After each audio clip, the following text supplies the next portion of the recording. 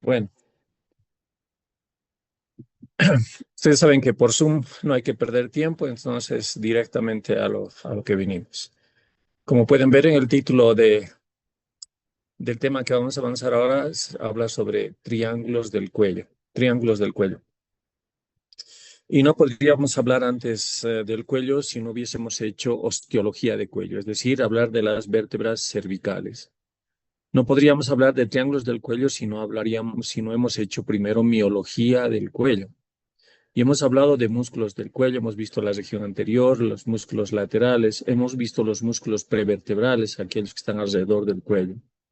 Y sobre todo hemos indicado que esta región del cuello, la región cervical, es una región topográfica que se encuentra limitando hacia arriba la cabeza y hacia abajo el tórax, que sirve por consiguiente este órgano como puente donde pasan órganos nobles, ya sea del cerebro hacia el tórax o del tórax hacia el cerebro, como las arterias y las venas, por ejemplo, y los nervios.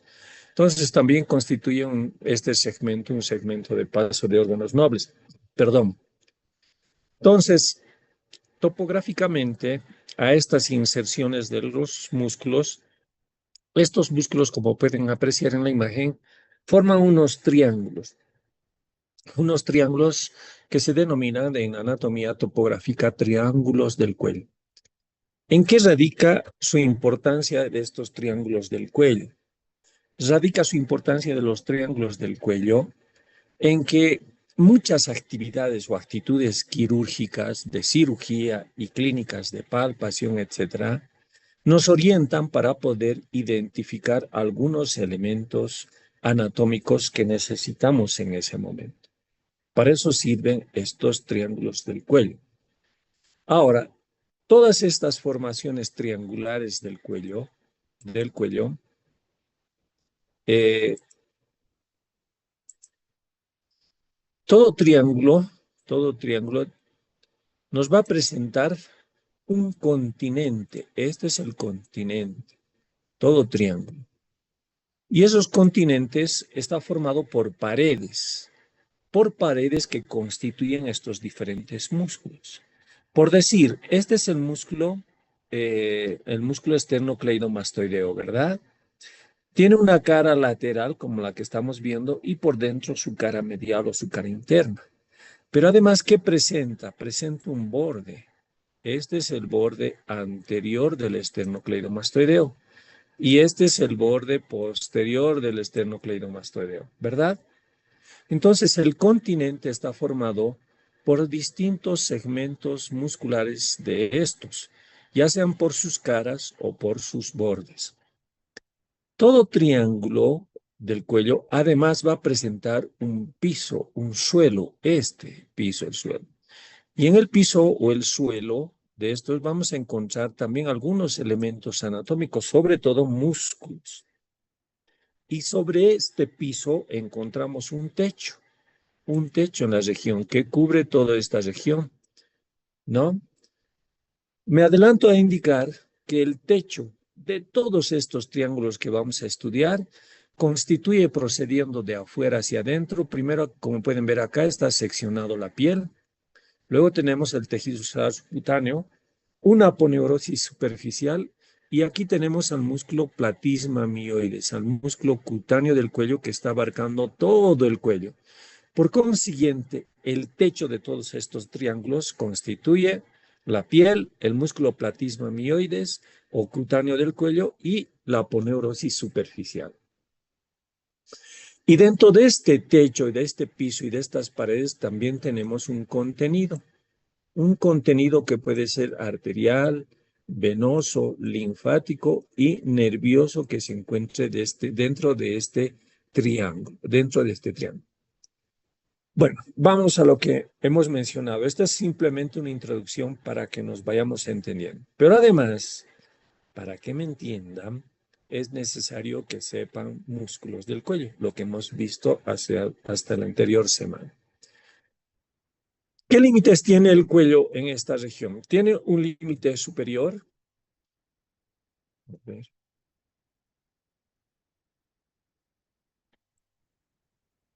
Tiene un límite superior, como pueden ver, una línea que trazamos desde la región mentoniana, media y central, hacia la apófisis mastoides. Ese es el límite superior de la región cervical o del cuello.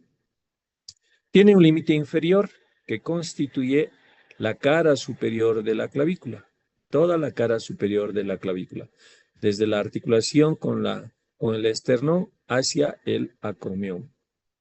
Tiene un límite anterior que constituye la porción media, desde el mentón hasta la horquilla external, desde el mentón hasta la horquilla external. Y tiene un límite posterior que constituye el borde anterior de este músculo. Este músculo es el músculo trapecio, ¿no? Ese músculo, su borde anterior, constituye el límite posterior de esta región denominada región cervical o región del cuello. Como pueden ver, esta imagen que hemos trazado acá con estas líneas es más o menos cuadrilátera, ¿no? Parecería una forma cuadrada, que no es tanto así, pero para que nos orientemos y en morfología, eso es lo que comparamos. Perdón, voy a borrar esto.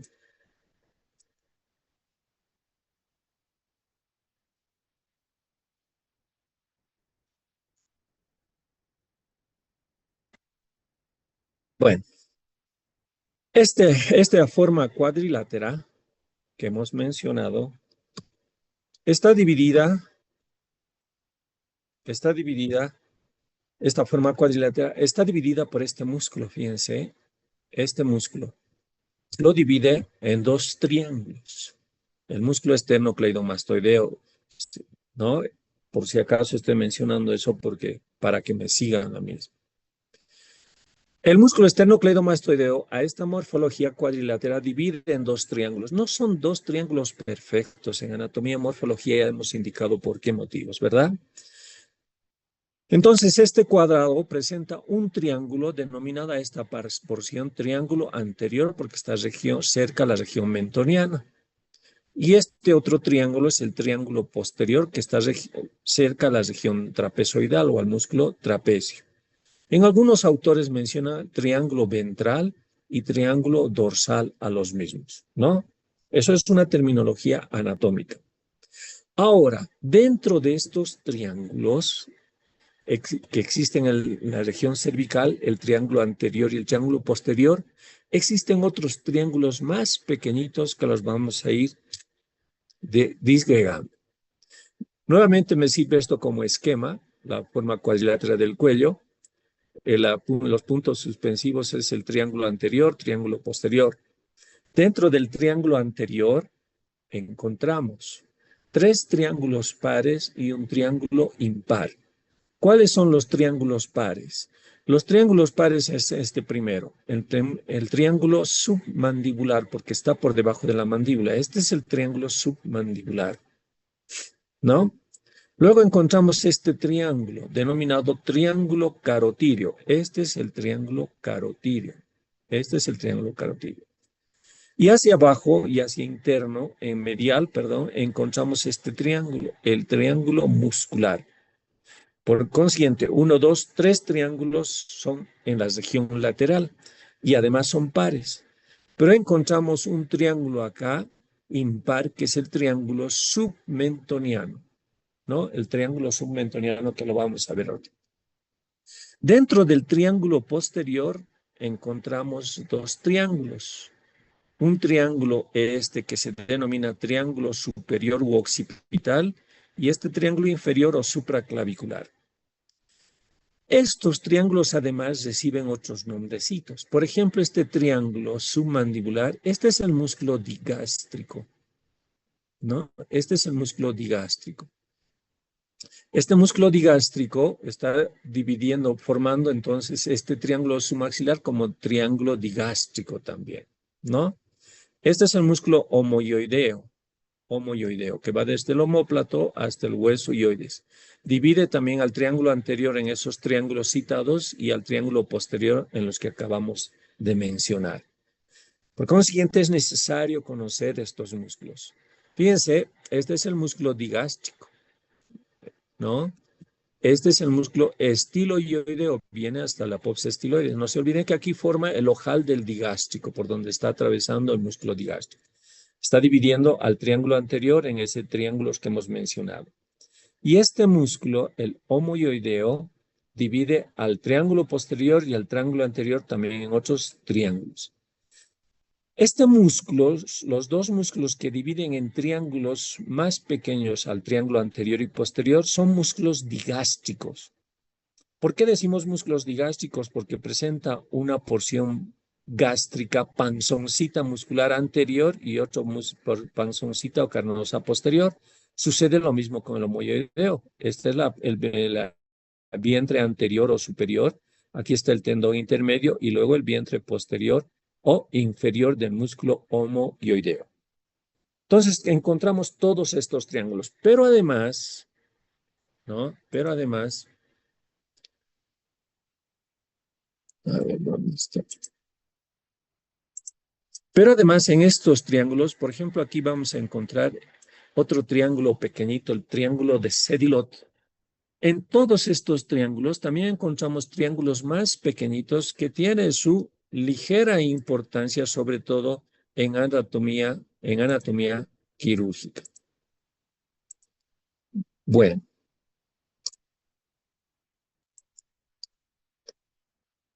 vámonos al primer triángulo, al triángulo denominado submaxilar, porque está debajo del maxilar, y se denomina también triángulo digástrico, porque este es el músculo digástrico, el que está por encima de este músculo o por delante de este músculo, este triángulo. ¿Qué límites tenemos para el triángulo submaxilar? Un límite superior, ¿no? El límite superior que trazamos una línea desde la región mentoniana hasta la apófisis mastoides.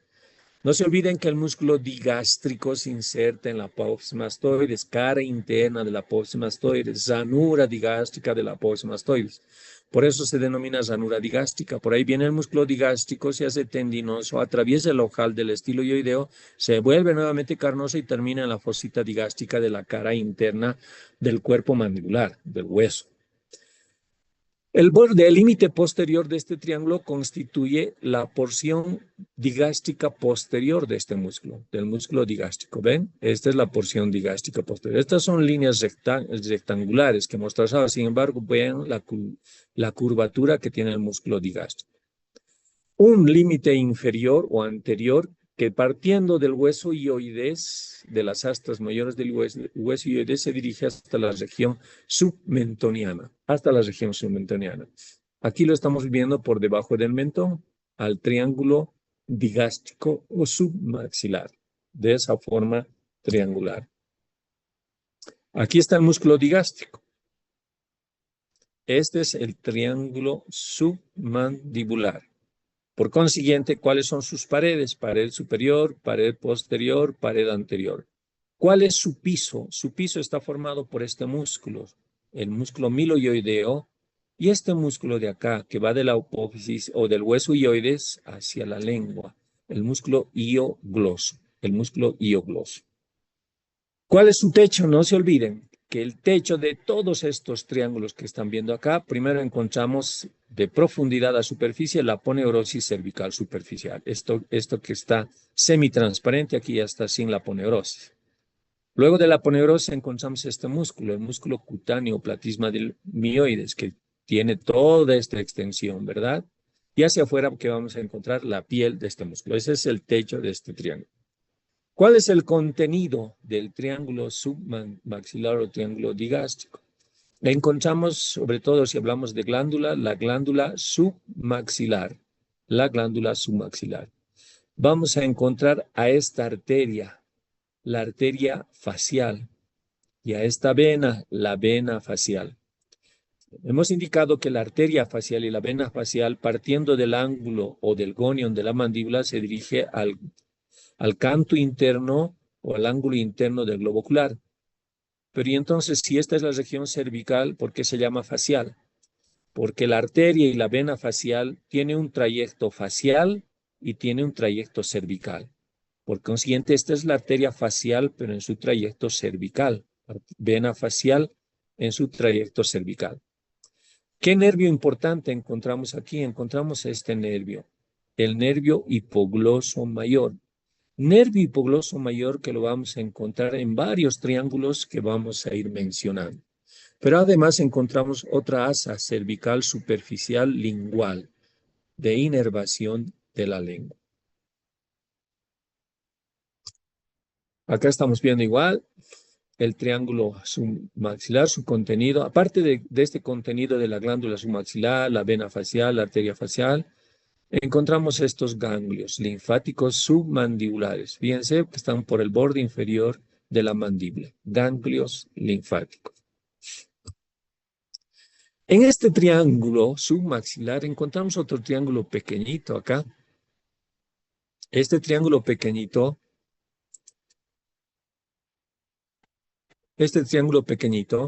se denomina triángulo de Pigorov. El Pigorov es un triángulo que está formado, su pared anterior por el borde posterior de este músculo, del músculo miloioideo. Su borde superior está formado por este músculo, el músculo iogloso, el iogloso. Y esta porción tendinosa intermedia del digástrico constituye su borde inferior de esta porción triangular. Su techo ya sabemos cómo está formado. Su piso está formado por este músculo, el músculo iogloso, porque su borde posterior del miloioideo hasta ahí nomás llegó, este triángulo. ¿Cuál es el contenido? Esta arteria importantísima, la arteria sublingual. Arteria sublingual que se dirige a la base de la lengua y otro se dirige, la ranina que se dirige a la lengua. Y muchas veces por cercenamiento de la lengua esta arteria empieza a provocarse una hemorragia. Por consiguiente, como les decía que estos triángulos sirven para encontrar puntos claves donde vamos a encontrar, directamente nos vamos al triángulo de Pigorov y encontramos a la arteria lingual para ligarla, para anudarla, para que ya no provoque esa hemorragia. Esas son sus funciones de estos triángulos, no solamente anatómicas, clínicas, sino también quirúrgicas. Otro triángulo que vamos a estudiar es este triángulo.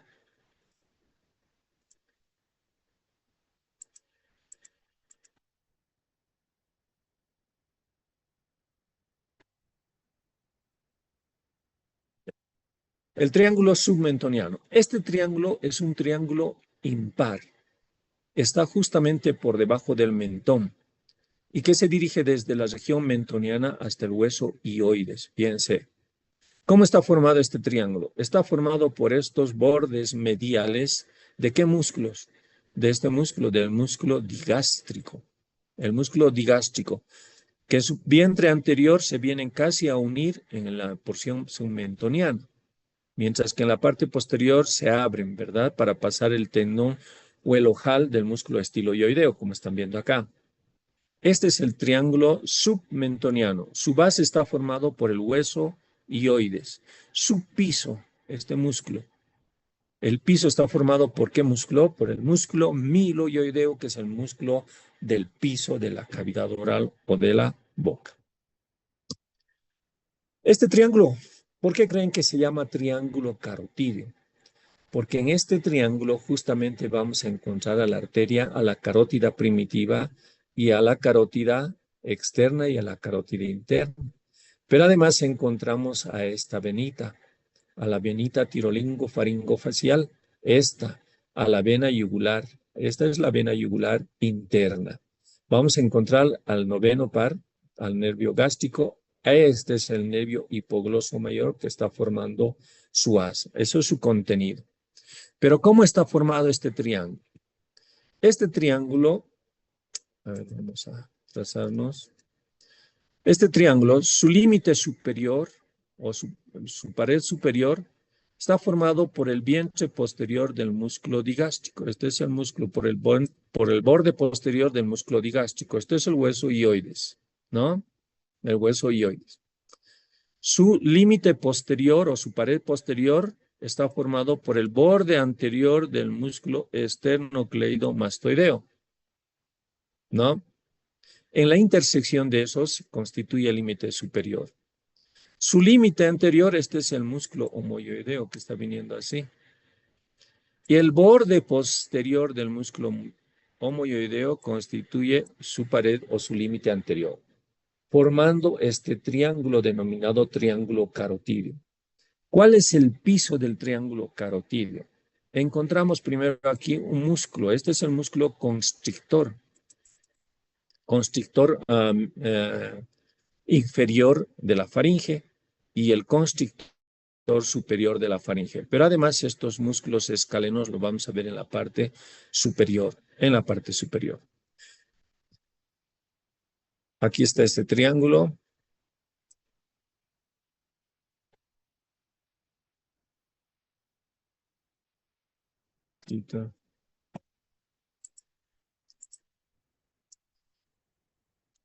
Bueno, ¿cuál es el contenido? Ya hemos indicado que el contenido son la arteria carótida, por eso se denomina sobre todo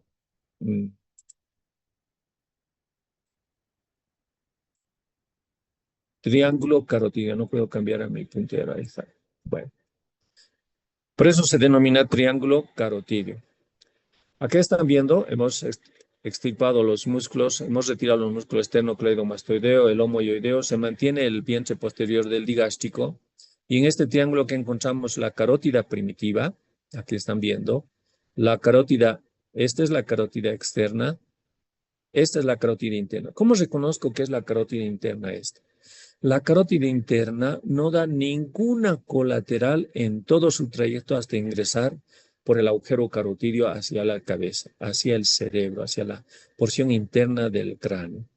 Mientras que la carótida externa tiene 6 ramas colaterales y sus ramas colaterales ni bien nacen. Fíjense, esta es la tiroidea superior, tenemos la laringia, tenemos la arteria submandibular, sublingual, la auricular posterior. Esas son sus ramas colaterales. Pero en este triángulo, además, ¿qué encontramos? Fíjense esta dilatacióncita de la división del cuerpo carotídeo. A esto se denomina seno o cuerpo carotídeo. Seno carotídeo, perdón, ¿no? La dilatación de la carótida interna. Y por encima de esta, justo en la bifurcación, encontramos el cuerpo carotídeo. Cuando estemos hablando de paquete vascular del cuello, ahí les voy a mencionar exactamente para qué sirven estas formaciones. Pero aquí estoy mencionando que se encuentran esos elementos anatómicos como parte de la misma. Dentro de este triángulo, encontramos otro triángulo denominado triángulo de Beck-Clark. Triángulo de Beck-Clark. Este triángulo de Beck-Clark, ¿cómo está formado? Su límite superior constituye el vientre posterior del digástrico, ¿no? Donde se une al ojal del músculo estiloioideo. Su límite inferior constituye las astas mayores de este huesito, del hueso hioides. Y su límite posterior constituye este borde, el borde posterior de este músculo que va del hueso hioides hacia la lengua, el músculo hiogloso. Aquí encontramos igual, ¿no? ¿Cuál es el contenido del triángulo de Beck-Clark? La arteria lingual y la porción convexa de este nervio del 12º nervio, del hipogloso mayor. Ese es el triángulo de Beck-Clark. Dentro del cuello o de la región cervical también existe otro triángulo, el triángulo de Farabeut, ¿no? Triángulo de Farabeut, que es un triángulo más que muscular, es un triángulo arterio, venoso y nervioso. ¿Por qué? Porque este es el triángulo, fíjense, y está formado por esta vena, la vena yugular. Esta es la vena yugular. Nuevamente me voy a tomar esta plumita. Esta vena, la vena yugular, da su primera afluente. Y esta primera afluente es esta vena. Esta es la vena facial y esta es la vena lingual. Por consiguiente, hasta acá, este tronquito se llama vena, si es linguofacial. Vena linguofacial. Pero conforme va descendiendo esta vena a su afluente, a la vena yugular, viene otra afluente que es esta venita. Esta es la vena tiroidea superior. Por consiguiente, se une a la lingual y a la facial la vena tiroidea superior y aquí forman otro tronco. Este es el tronco tirolingo-faringo-facial, por la vena tiroidea, la vena lingual y la vena facial. Por consiguiente, este triángulo está formado por la vena yugular, el tronco tirolingo-facial, y el límite superior constituye el asa, la parte convexa del nervio hipogloso mayor. ¿Qué elementos encontramos? Esta vez no es un triángulo más arteriovenoso y nervioso que muscular. ¿Qué encontramos dentro de este triángulo? Sus primeras ramas del nervio hipogloso mayor, su rama del asa faríngea o asa del hipogloso mayor. Encontramos la bifurcación de la carótida interna y carótida externa, el seno carotídeo, el cuerpo carotídeo y sus primeros ramos colaterales, la arteria tiroidea superior, la arteria lingual, la arteria facial, la arteria temporal superficial, etcétera, etcétera. Todas esas arterias encontramos dentro de este espacio, denominado triángulo de Farabeck. Por último, tenemos este triángulo, el triángulo muscular. Un triángulo muscular que tiene como límite anterior una línea imaginaria que trazamos desde la región submentoniana hasta la horquilla esternal, pasando por el hueso hioides, el cartílago tiroides, el cartílago cricoides, la membrana cricotiroidea, la membrana tiroioidea. Encontramos los primeros anillos traqueales y por detrás obviamente vamos a encontrar el esófago. Tenemos luego otra línea superior que partiendo desde el hueso hioides se dirige a este es el músculo homoioideo que está viniendo desde acá. El borde anterior del músculo homoioideo, justo en la intersección con el músculo esternocleidomastoideo, parte la otra línea. Y este es el triángulo muscular. ¿Cuál es el piso? El piso de este triángulo muscular está formado de estas membranas, estos cartílagos que ya hemos mencionado, pero además estos dos músculos, el esternocleidotiroideo, porque llega hasta el cartílago tiroides, y el esternocleidoioideo, porque llega hasta el hueso hioides. Músculos infraioideos. ¿Cuál es el contenido? Son paquetes nerviosos del plexo cervical superficial, igual paquetes venosos superficiales, sobre todo de la glándula tiroides. Esta, perdón, es la glándula tiroides, la que encontramos en este triángulo muscular. De igual forma, esternocleidomastoideos, músculos infraioideos, músculos escalenos, que hemos estudiado su inserción. Existe un triángulo de Sedilot.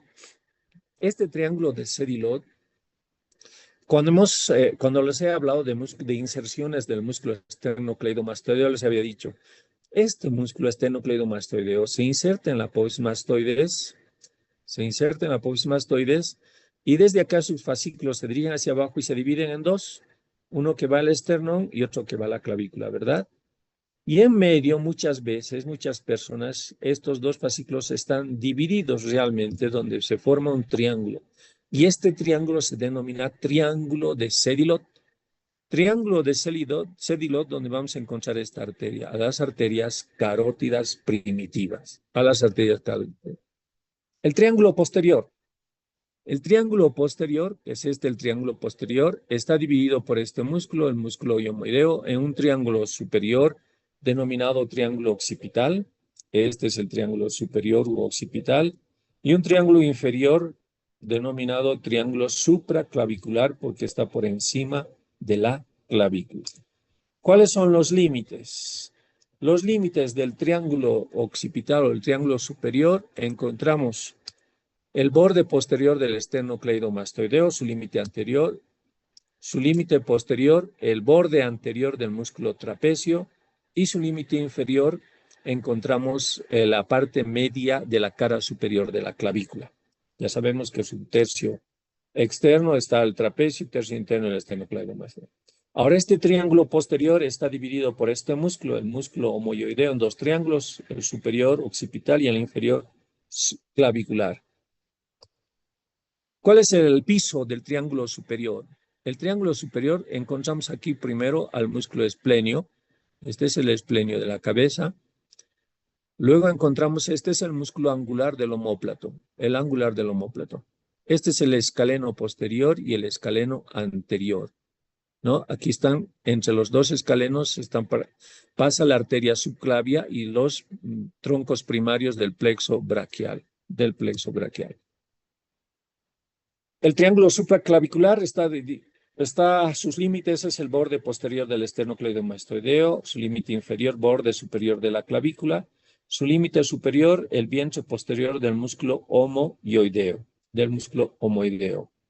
Entre estos triángulos se encuentra otro triángulo, que es el triángulo escalénico.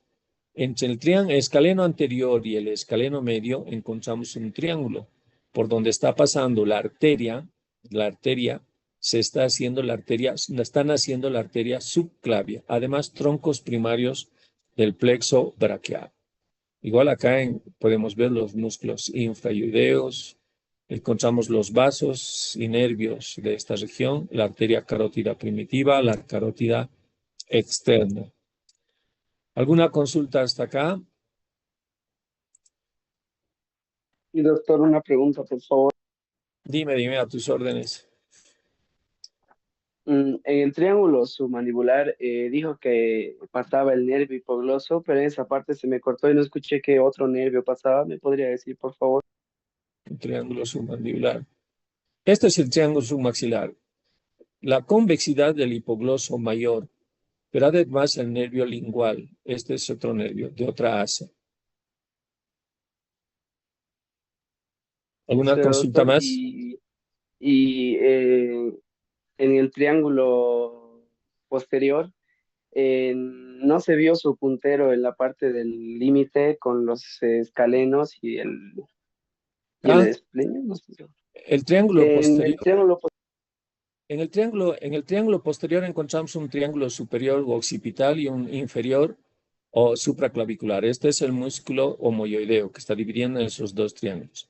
El piso del triángulo occipital está formado, este músculo que están viendo acá, este músculo constituye el músculo esplenio que viene desde la cabeza. ¿Se acuerdan de la tuberosidad occipital superior? El esplenio.